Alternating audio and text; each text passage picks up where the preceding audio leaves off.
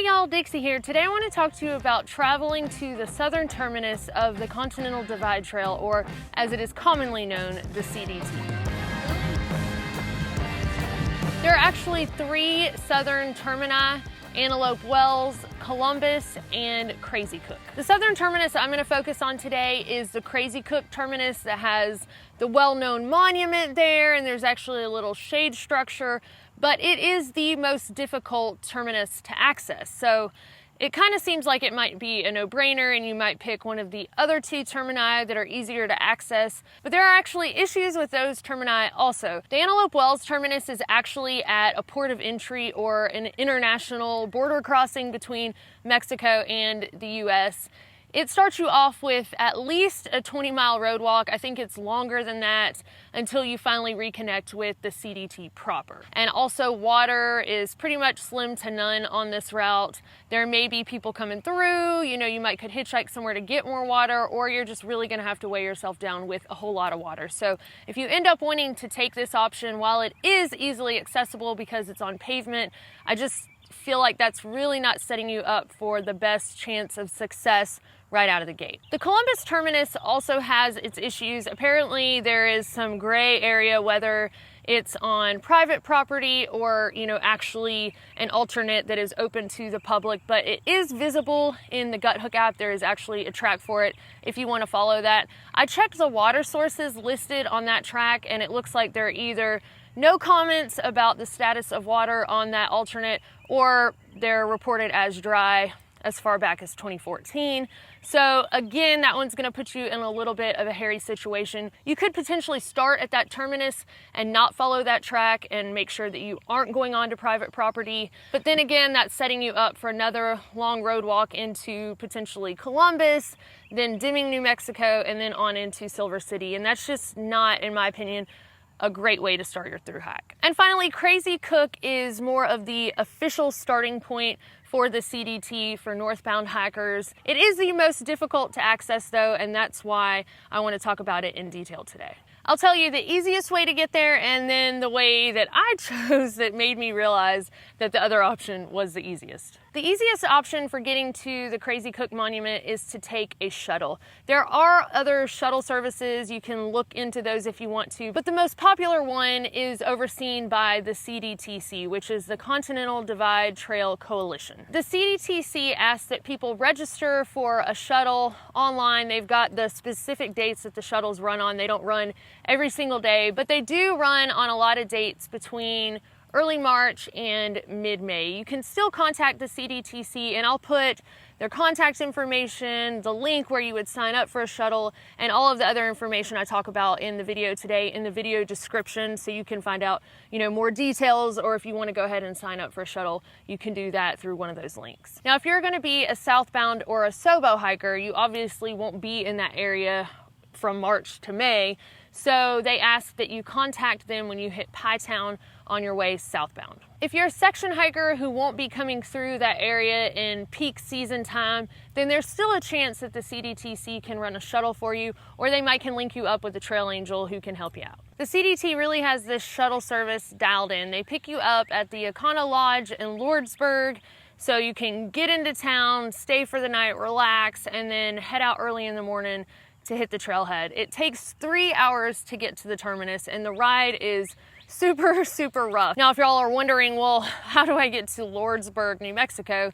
Is there an airport there? No, there is not an airport there, and I think that the closest one is gonna be in Tucson, Arizona. But from there, you can take either the Greyhound or the Amtrak into Lordsburg. The funny thing about Lordsburg is the trail actually runs right through it, so chances are you'll end up being in Lordsburg twice, once when you head out to the terminus, and then the second time when you walk through it. So if for some reason all of the shuttle services are booked and there are no trail angels or locals who are willing to give you a ride to the Crazy Cook Monument, then you could always take the trail south from Lordsburg down to the southern terminus and arrange for a ride with the shuttle service back to Lordsburg once they empty out their hikers for the day. It still will cost you the same amount, but at least there's a way to work out a ride, even if you do end up having to hike in the opposite direction. I personally would not want to hike south to the southern terminus and, you know, then end up flip-flopping right there at the beginning like that, but some people don't mind.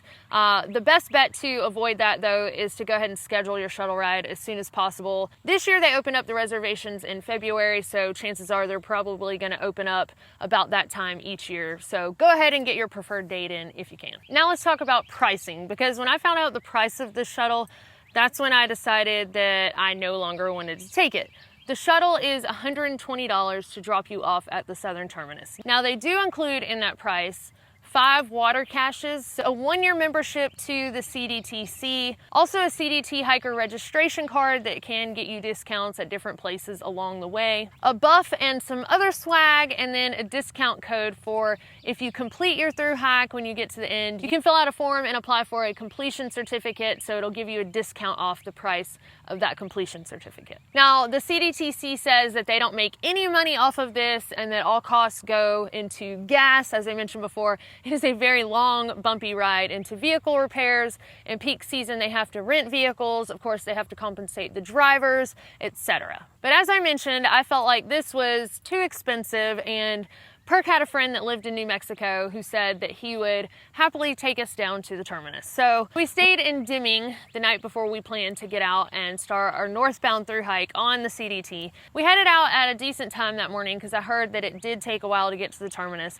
We punched in Crazy Cook Monument on the GPS on Perk's phone, and we were on our way. Well, after a while, we got out of service range, so we no longer had a way to Google anything or research things any further, but the phone was still directing us to that monument, and we could see on the map that it was taking us there. And not too long after we lost service, we realized we had made a horrible mistake because the roads were absolutely horrendous. I'm talking about completely washed out in some areas, extremely rutted up in the good areas. We were probably on private property that we shouldn't have been on, but all along we're like, well, this has to be the route because Google is taking us here and the road exists here. After being out there for several hours, getting extremely frustrated and not reaching the southern terminus or the Crazy Cook Monument, we decided to turn around and head back to Deming for the night. Once we got to town and kind of regrouped, and I Googled a little bit, which I should have done to begin with, but I trusted Google Maps or Siri or whoever gave us the directions to get to the monument. But I should have done a little bit more research because on the CDTC website, I found more or less step-by-step directions and a little map. So if you decide to go out there, I would definitely have the map printed out, the step-by-step directions. Again, I'll put those links in the video description of this video, and either have it saved to your phone or print it out because, again, you will not have service once you get out there. And I have Verizon, so it's not like I had T-Mobile, you might have service with Verizon.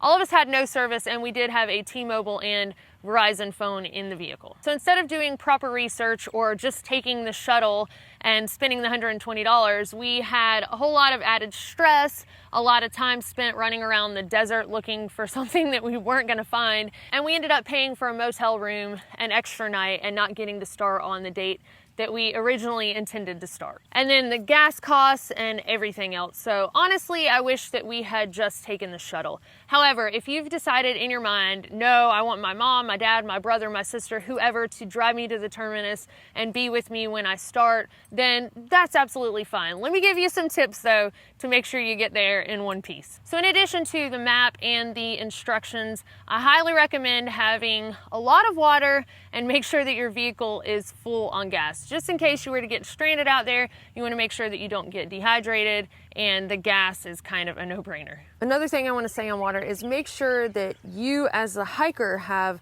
enough water for heading to the terminus. I only carried the amount of water that I needed from the terminus to the first cache box.